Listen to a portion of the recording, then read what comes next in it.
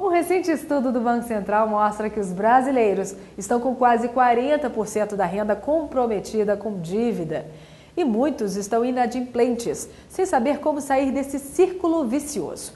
A equipe da TV Leges conversou com um advogado especialista em direito do consumidor e ele dá algumas dicas preciosas. Acompanhe.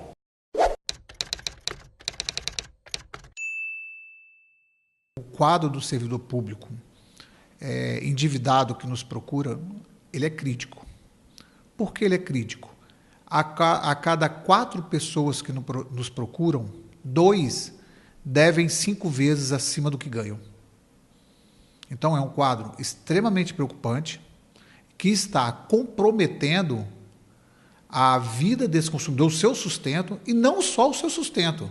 Está comprometendo também a sua vida psíquica, porque ele começa a ir para o alcoolismo, ele tem fuga para droga, ele falta trabalho, ele pega atestado, ele não tem concentração.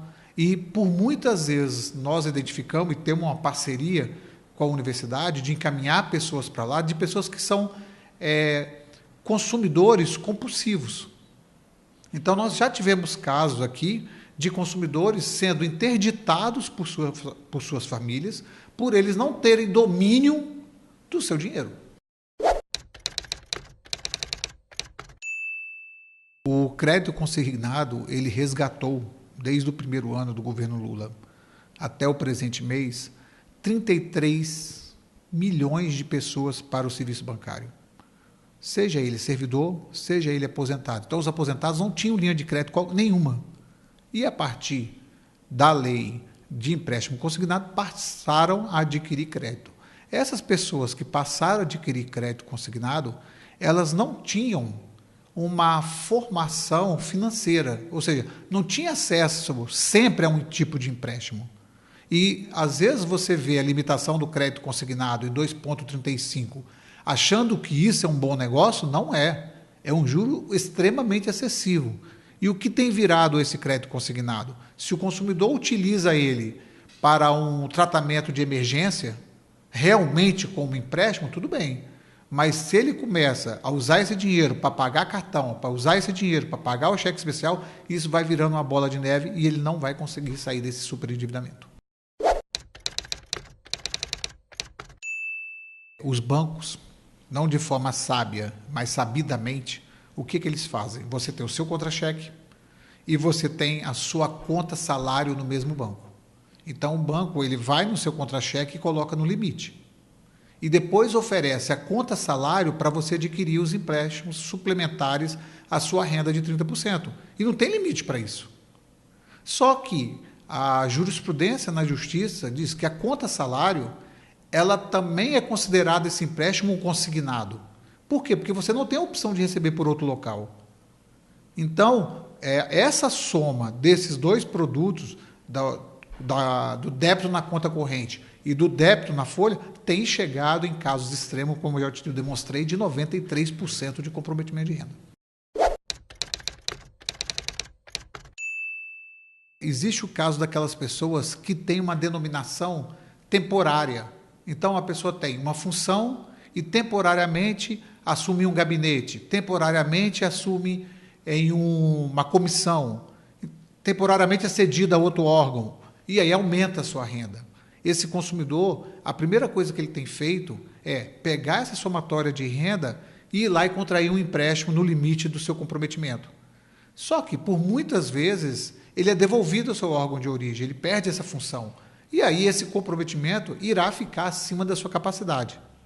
Então, o que o consumidor deve fazer? Primeiro, ele não deve contar com cheque especial como complemento de salário, não deve contar com cartão de crédito como complemento de salário, não deve contar com empréstimo consignado como complemento de salário. Tá?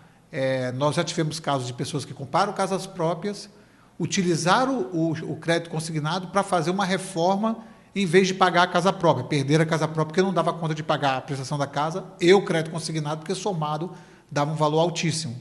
Então, esses mecanismos de crédito, ele tem que ser utilizado única e exclusivamente em caráter emergencial. Se não for encarar também para uma saúde ou para aquisição e aumento de patrimônio, aí tudo bem.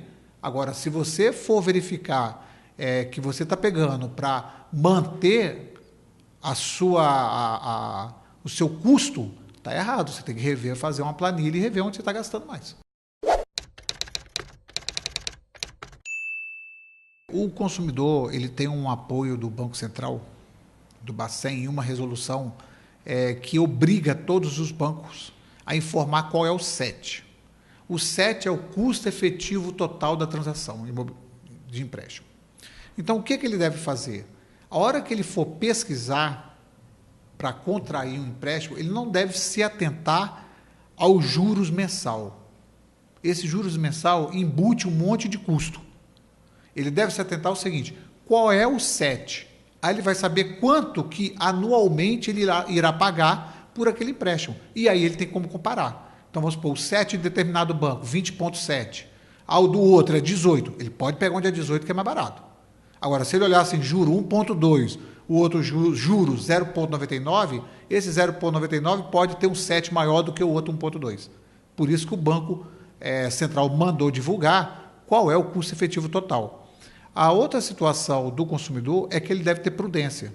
A melhor situação é que ele não consuma crédito aonde ele comprometa mais que 15% de sua renda.